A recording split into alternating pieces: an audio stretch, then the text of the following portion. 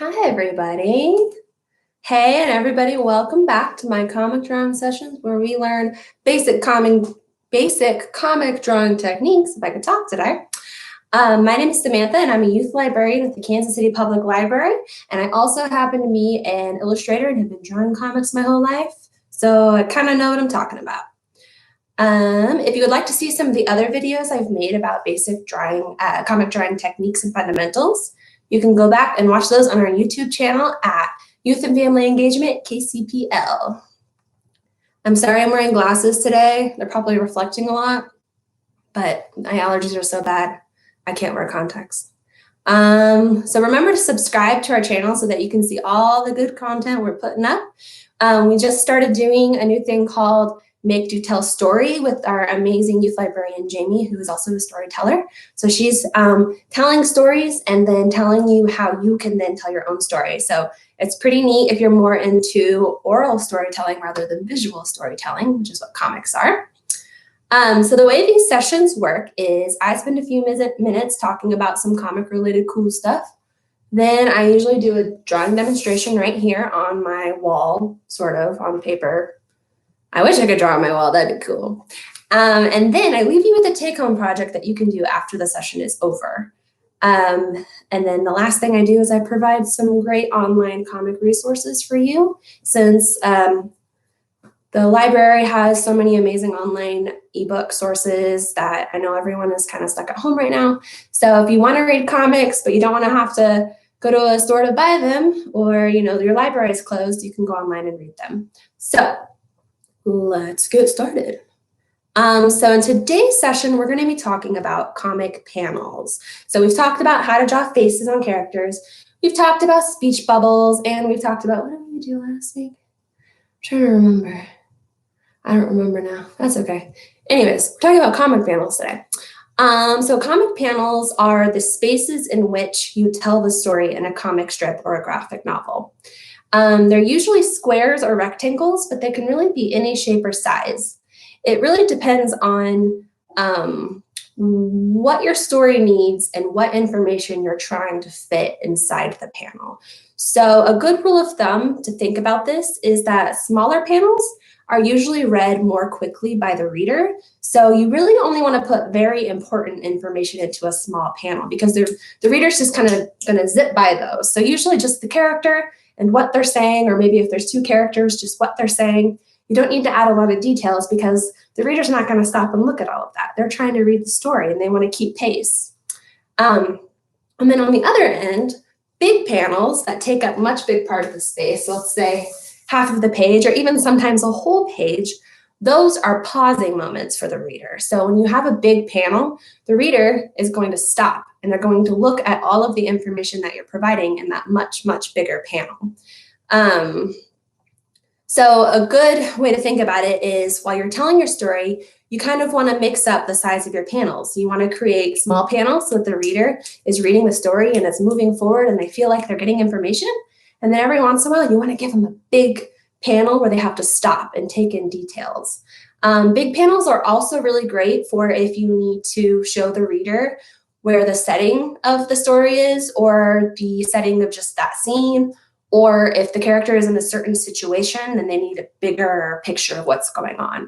So it's good to mix those up. And as you make comics, you're going to learn which ones to use and when and get really good at it. So also panels don't just show where a character is, but they also show a character moving through time. So a panel is kind of like time moving. There's this really great book, this great series, it's called Maker Comics. They do lots of different ones, and it's basically comic books, so they're in comic format, but they tell you how to make things. So there's one about fixing cars, there's one about building robots, growing a garden, but this one is a comic book about making comic books, which is really fun, and I really appreciate it. It has great drawings, and is a really great example, and they say best how time passes in a comic, and I'm just going to show you real quick if you could see. So I really love, they show using just 3 panels how time can change depending on what you're drawing. So here you can see there's a dog, and it's saying, sniffle, achoo. So it's showing just a few seconds of an action with 3 panels. So time is moving very, very slow here because it's happening all quickly. But then if you look at the next three, you see the dog sneeze in one panel, someone say, bless you, and the dog say, thanks, Maggie. So this is more like 10 or 15 seconds going by in the same three sized panels. And then last, which I think is the most extreme, hilarious version, you see here, the baby puppy, the grown-up puppy, and the elderly dog. So this is a whole lifetime passing in just the same three panels. So panels can also show time depending on how close together you're drawing the actions. It can make time slow down or make time speed up. So that's also something really important to think about while you're drawing panels. So what we're going to do is I'm going to walk you through planning out a page. So when you're making a comic book and you have a story in your head, first you have to plan out how you're going to tell that story using what size panels and what's going to happen in each panel. That can be kind of difficult if you're trying to make a finished drawing right at the beginning. Don't do that. What I'm going to use to show you is I'm actually going to use two different types of markers, but don't worry, you don't need these. So I'm going to use a blue marker and I'm going to use a black marker. And the reason is because when you first draw something and you're planning it out, you want to draw it lighter. And then when you're drawing your finished drawing, you want to draw it darker. You can do this with a pencil just by drawing lightly and then drawing dark on top of it once you're ready. But since I'm using marker, I'm going to use light blue for my light drawing and black for my dark drawing. So a rule of thumb is while we're drawing, if I'm using my blue marker, I'll remind you, draw lightly, and then later when we're ready to make our final lines, I'll remind you to draw darker. And this is important because when you first sketch something out, you never want to try to just draw a finished drawing right at the beginning. I mean, you can if you want to, it's not going to hurt anything. But if you are planning out a long story, it can be really frustrating if you're drawing your finished drawing right up front and then you realize, oh wait, this isn't quite working out the way I thought it would. There are lots of different ways you can do this. You can draw lightly and then draw darkly. You can also draw with pencil first, and then when you're ready for your finished lines, draw on top of it with pen and then erase all the pencils. So then you don't even have your sketch. You can trace it, or you can use, if you have a color pencil, you can use a color pencil first and then use a dark pencil on top. So there's lots of different ways to do it. But like I said, when I'm drawing blue, make sure you draw lightly. When I'm drawing with black, make sure you're making dark lines, and I will remind you. Okay, so this is our whole page. This is where we're going to lay out our panels to tell a story. But first, we need a story to tell, right? So let's just say for our story, a kid is walking down the street and they see a cupcake in the middle of the sidewalk. And they think, why is this cupcake there? That's it. I know it's not much of a story, but that's actually going to take up the whole page. And I'm going to show you. So let me get my notes. Okay, so I'm going to get my blue marker, and this is where you're going to draw lightly because we're going to just kind of sketch out in general where the panels are going to lay on the page so that we can have good pacing.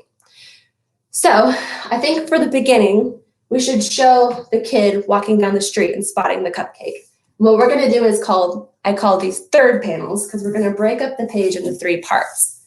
So sketching lightly, you're going to cut the page like this and then break these into three parts. Okay, so now we have three panels. And then the kid spots the cupcake. We want to make sure that the reader knows where the kid is and where they're spotting the cupcake. Because otherwise it could be they're just like walking and they see a cupcake in the kitchen or they see a cupcake in a bakery store. We want to make sure that they know the kid is standing on a sidewalk outside and there's a random cupcake on the ground.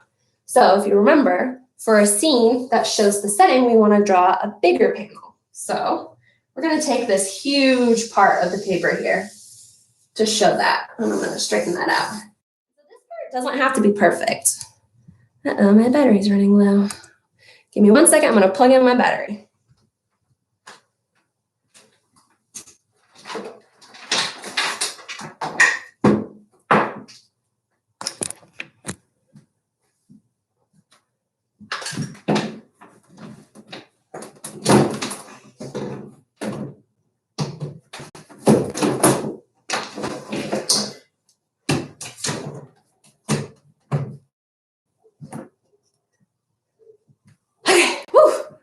Did you hear all the hammering and sawing back there in the background? I built like a whole charger. Okay. Anyways, so this is going to be the scene where the kid is shown on the sidewalk with the cupcake. And then last, we're going to show the kid looking around like, where did this cupcake come from? So we're going to zoom back in on the character, doing 2 panels like this. Okay. So now that we've kind of sketched out where our panels are going to be, this is where we're going to draw dark our final panels. And you probably noticed that in comic books, panels don't always touch right together, right? There's usually white spaces in between. Now you can go the extra mile. I don't like doing that. I don't like it when it looks perfect. I usually just freehand mine, but that's also because I've been doing this for a long time and I can kind of eyeball it. If you feel like you need to use a ruler, you can use a ruler. I have this huge yardstick here. If you don't have a ruler at home, there's lots of options for you. You could use a notebook as a straight edge, or one of my favorite things to use when I was a kid for a straight edge when I didn't have a ruler was I would ask my parents which junk mail they didn't need. Junk mail usually is the mail that it's advertisements. Your parents don't need it. And it's usually like really sturdy cardboard or it's an envelope stuffed with stuff. So it has a nice edge to it. And so I would use the edge of this. And then after, using it for a few weeks, it usually got all marked up and gross and I just toss it and get some more junk mail. So that's an option if you don't have a ruler at home, but I'm going to freehand it. You can freehand it too. Okay. So in general, we know that this square is going to fit inside this space. So we're going to leave a little bit of space in between the squares. And there's our first panel. And then we're just going to keep going.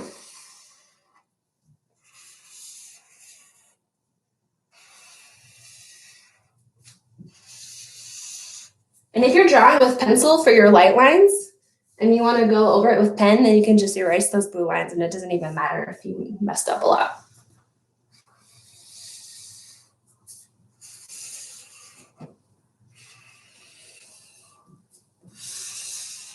So that's going to be our scene of the kid walking down the sidewalk and seeing the cupcake the first time. The cupcake's going to be right here. And then we're going to show the kid in this big panel looking at the cupcake on the sidewalk. So we know where they're standing. So this panel is going to be big, so you can draw a big straight line across.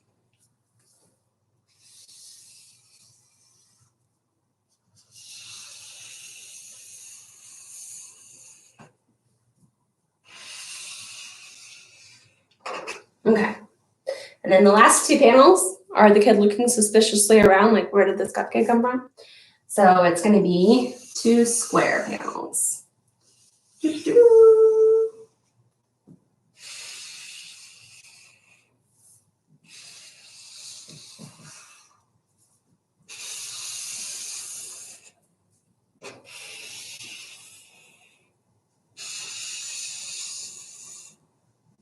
Okay.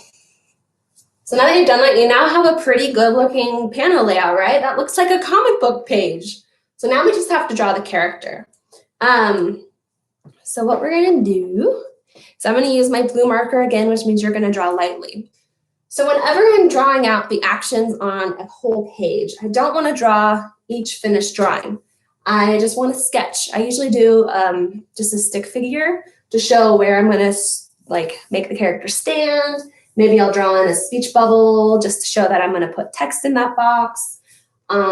Maybe if a really important expression needs to happen in that panel, I'll draw a quick dot eye expression, but really it's just, you just need to draw stick figures at first, just so you know where you're putting your characters and kind of where to position everything. So let's see, stick figure, this is the kid, and I like to draw an X for where I'm going to draw the face. You can see that. I don't think, yeah, you should be able to see that. And then here's his body, and let's say he has a backpack on his back, and here's the strap. Okay, just walking down the street, no big deal. And then in this panel, I'm going to draw a little expression because I want to remember that this is where they notice, ooh, there's a cupcake. There's the backpack. And then in this one, we're going to draw the cupcake. doesn't even have to be cupcake shaped. You can just write cupcake here and then draw it afterwards. This is just guiding you through so you remember what you're doing. Especially when you start making longer stories, this is really important because you might have page after page after page of sketches like this. And if you hadn't sketched it out, you wouldn't remember what you were going to do. Okay, so this is the important part where we show where the kid is standing and where the cupcake is. So I think that they should be over here, standing, their backpack on, staring, and they're on a long sidewalk. So just walking down the street. Maybe there's grass here so that we know they're outside. And then here is the random cupcake in the middle of the road. And you can make like street lines here so you know they're by a street. This is a sidewalk. Okay, nothing fancy. We're just laying it out. And then in the bottom one, the kid, let's do like straight looking at him. Well, let's see now. We're going to turn it this way. See, this is great because when you make mistakes, you can just draw over it. You don't have to go back and erase every little line and make sure it looks perfect. So they're looking over here, maybe an arrow or a question mark above their head. Question mark above their head. Or you can do the eyebrows. Remember we learned the curious eyebrows, like where does this come from?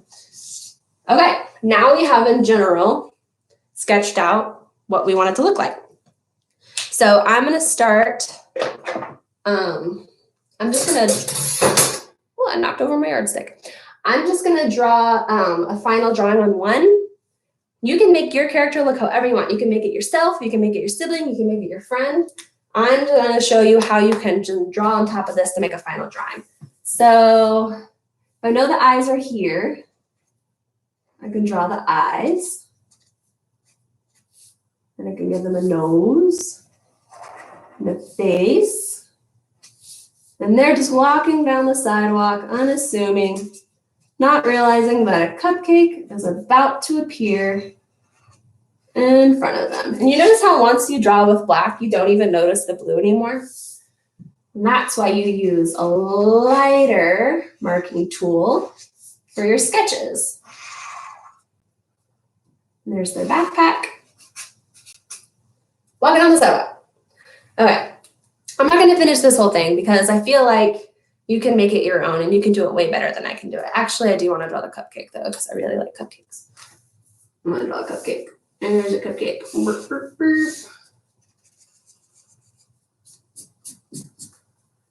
Lots of good icing. Okay, and sprinkles. And then maybe put it on a flat plane. So now that I've shown you how to lay it out and how to tell this story, I really want you to finish it in your own style, however you do that. And then also, if you want to make a second page to reveal why the cupcake is in the middle of the sidewalk, where your story is going to go. To end, I really want to show you a few cool examples of different kinds of panels. And I'm going to grab a few books here. So this is The Prince and the Dressmaker. This is more of a teen comic book than a kid comic book, but it has some really beautiful artwork in it. So just wanted to show you. I really like this scene right here. As you can see, you have this small panel showing the horse hooves. So we know that there's something going on with a horse. Then we see a hat and a carriage poking out a window. So now we know, okay, there's a horse ride and there's a carriage being pulled behind and there's a person in it. And then we finally see the character in a slightly bigger panel because we have more information of who the character is and they're looking at something, but we don't know what they're looking at. And then in the bottom panel, we finally see this big scene, a big panel that makes you pause and look at what the character is looking at. It tells you the setting. It gives you the context of what's going on. So I think this is a really good example of how to use little panels to set up the information and then using a big panel to reveal more information. And Jen Wang wrote The Prince and the Dressmaker.